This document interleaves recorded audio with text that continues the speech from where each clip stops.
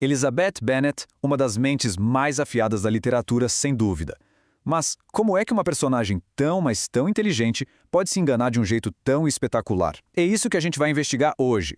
A psicologia por trás do orgulho e do preconceito que, no fim das contas, a definem.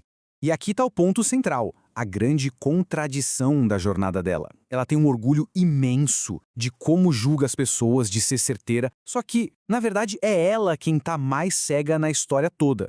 A grande pergunta é, como isso é possível? Olha, para a gente entender onde ela erra, primeiro a gente precisa dar um passo atrás e admirar a maior força dela. Essa mente incrivelmente afiada e perceptiva. É essa inteligência, né, que faz com que a gente se encante por ela logo de cara.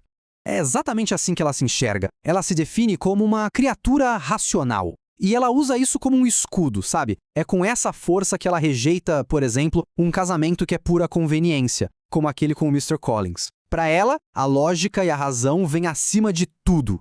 A personalidade dela é uma coisa fascinante. Ela se equilibra em dois pilares que, vira e mexe, entram em choque. De um lado a gente tem esse espírito brincalhão, que adora uma boa ironia, que se diverte com o que é ridículo. Do outro, tem essa inteligência super analítica, que quer julgar o caráter das pessoas com a maior precisão possível. E é justamente dessa tensão, desse conflito entre os dois lados, que ela se torna tão única. E ao mesmo tempo tão vulnerável a cometer erros.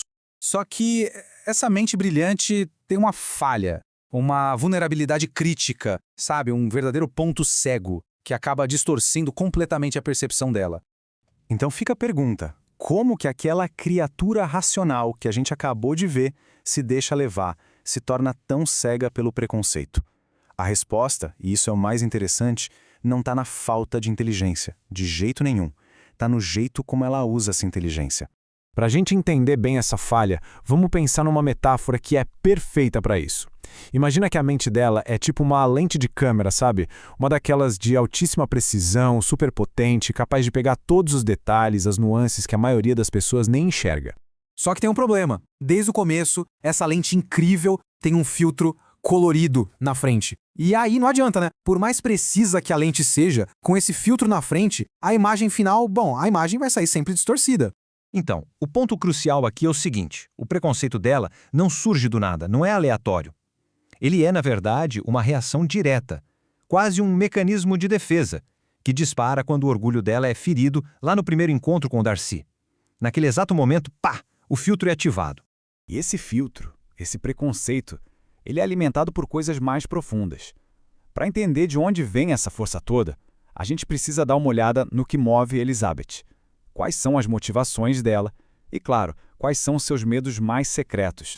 No fundo, o que move a Elizabeth é um desejo que, para a época dela, era quase radical. Ela quer uma vida baseada em respeito e integridade, não só em status social e dinheiro. Ela está buscando uma união de mentes, o que ela chama de felicidade racional. E ela luta com unhas e dentes para proteger a autonomia dela e, principalmente, a da irmã. Já os medos dela, as maiores ansiedades, giram em torno da família, da falta de discrição da mãe, das irmãs mais novas. Ela vive com um medo constante de passar vergonha, do vexame público. E mais tarde, olha que irônico, o maior medo dela se torna justamente perder o respeito daquele homem que ela julgou tão mal no início. E aqui a gente vê a tensão central da vida dela, preto no branco. De um lado, o grande ideal, uma união baseada em respeito mútuo, em admiração intelectual. Do outro, a realidade social, que está sempre ali, ameaçando tudo, por causa da, digamos, falta de noção da família. É esse conflito constante que a define. E esse conflito interno todo, ele explode. Chega num ponto de virada, um dos momentos mais importantes da história toda. É o momento em que o mundo dela literalmente vira de cabeça para baixo. Mas essa transformação dela não é um estalar de dedos, não é instantânea. Pelo contrário, é um processo bem doloroso que começa com a famosa carta do Darcy. É ali que ela é obrigada a encarar a verdade. E junto com a verdade vem a humilhação de perceber que aquele julgamento, aquela percepção afiada da qual ela tanto se orgulhava, estava completamente errada. Esse é o momento. Aquele instante de autorrealização que é absolutamente devastador. É o clímax de toda a jornada psicológica dela. É aqui que a ficha cai. Ao julgar o Darcy de forma tão errada, ela estava, na verdade, completamente cega sobre si mesma.